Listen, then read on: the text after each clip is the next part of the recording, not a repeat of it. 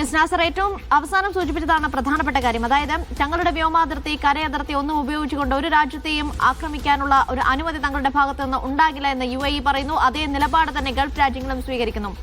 ഒരുപക്ഷെ ഈ മുന്നറിയിപ്പിനെ മറികടന്നുകൊണ്ട് ഒരു ആക്രമണത്തിലേക്ക് US കടക്കാനുള്ള സാധ്യതയുണ്ടോ? അല്ലെങ്കിൽ US-നെ സംബന്ധിച്ചിടത്തോളം എത്ര വലിയ വെല്ലുവിളിയാണ് ഇത്തരത്തിലുള്ള മുന്നറിയിപ്പുകൾ, നാസർ? അന്വേഷണത്തിൽ ഇപ്പം അമേരിക്കയെ സംബന്ധിച്ചിടത്തോളം നേരത്തെയുള്ള ആക്രമണത്തിൽ നിന്നും അമേരിക്കയെ പിന്തിരിപ്പിച്ചത് സൈനികമായിട്ടുള്ള സംവിധാനങ്ങൾ ഇവിടെ ഒരുക്കുന്നതിൽ അമേരിക്കക്ക് വേണ്ടത്ര രീതിയിൽ മുന്നോട്ട് പോകാൻ സാധിച്ചിരുന്നില്ല എന്നതാണ്.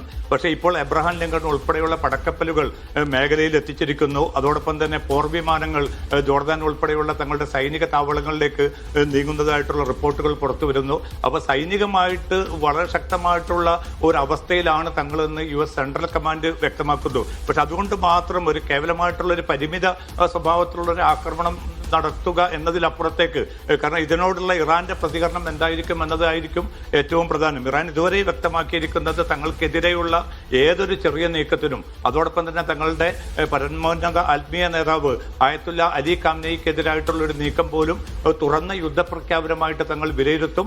അതുകൊണ്ട് അതിശക്തമായി തന്നെ തിരിച്ചടി ഉണ്ടാകുമെന്ന് ഇറാൻ മുന്നറിയിപ്പ് നൽകിയിരിക്കുന്ന ഒരു സാഹചര്യമുണ്ട്. അതുകൊണ്ടൊരു ദീർഘകാലത്തേക്ക് നീണ്ടു നിൽക്കുന്ന ഒരു യുദ്ധത്തിലേക്ക് അമേരിക്ക കടക്കാനുള്ള സാധ്യത വളരെ വിരളം തന്നെയാണ്. അതേസമയം ഇറാന് മേൽ കൂടുതൽ സമ്മർദ്ദം ചെലുത്താൻ, സൈനികമായിട്ടുള്ള സമ്മർദ്ദം ചെലുത്തിക്കൊണ്ട് ഇറാനെ പരമാവധി വിധേയപ്പെടുത്താനുള്ള ഒരു നീക്കമായിരിക്കും ആദ്യഘട്ടത്തിൽ അമേരിക്ക നടത്തുന്നത്. പക്ഷേ ട്രംപിനെ സംബന്ധിച്ചിടത്തോളം നമ്മൾ മുമ്പൊക്കെ കണ്ടതാണ്, അദ്ദേഹത്തെ പ്രവചിക്കാൻ ബുദ്ധിമുട്ടാണ്. അദ്ദേഹം ഏത് നീക്കം നടത്തും, ഏത് നടപടിയായിരിക്കും അദ്ദേഹം നടത്തുക, അത് മേഖലയിൽ വലിയ പ്രത്യാഘാതങ്ങൾ ഉണ്ടാക്കുമെന്ന തിരിച്ചറിവിന്റെ അടിസ്ഥാനത്തിൽ അത്തരമൊരു നീക്കത്തിൽ നിന്ന് ഇനിയും അദ്ദേഹം പിന്മാറുമോ എന്നതുൾപ്പെടെയുള്ള ചോദ്യങ്ങൾ ബാക്കി നിൽക്കുകയാണ്. പക്ഷേ ഗൾഫ് രാജ്യങ്ങളെ സംബന്ധിച്ചിടത്തോളം UAE ഉൾപ്പെടെയുള്ള രാജ്യങ്ങൾ തങ്ങളുടെ നിലപാട് വളരെ ശക്തമായി തന്നെ ഇപ്പോൾ വ്യക്തമാക്കിയിരിക്കുകയാണ്. കാരണം തങ്ങളുടെ അതിർത്തികൾ മൂന്നും, കര, വ്യോമ, നാവിക അതിർത്തികൾ പ്രയോജനപ്പെടുത്താൻ ആരെയും അനുവദിക്കുകയില്ല.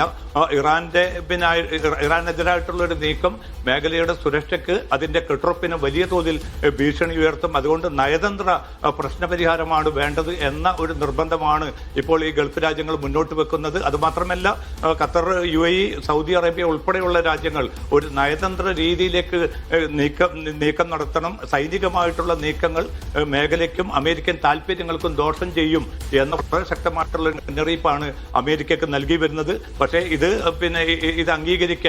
അംഗീകരിച്ചുകൊണ്ട് ഈ യുദ്ധസന്നാഹങ്ങളിൽ നിന്ന് പിന്മാറാൻ ട്രംപ് ഭരണകൂടം തയ്യാറാകുമോ? അതല്ല ഇസ്രായേൽ പ്രധാനമന്ത്രി നെതന്യാഹുവിന്റെ പ്രേരണയും അതോടൊപ്പം തന്നെ അദ്ദേഹത്തിന്റെ നിർബന്ധവും മുഖവിലക്കെടുത്തുകൊണ്ട് ഇറാനെതിരെ വീണ്ടും ആക്രമണം നടത്താൻ, കാരണം അത്തരമൊരു ആക്രമണം നടത്താൻ ട്രംപ് തയ്യാറാകുമോ എന്നതും വളരെ പ്രധാനമായിരിക്കും. എന്തായാലും വരും ദിവസങ്ങൾ വളരെ നിർണായകമായിരിക്കുമെന്നാണ് ഈ സൈനിക സന്നാഹങ്ങളും മുന്നൊരുക്കങ്ങളും നൽകുന്ന കൃത്യമായിട്ടുള്ള സൂചന.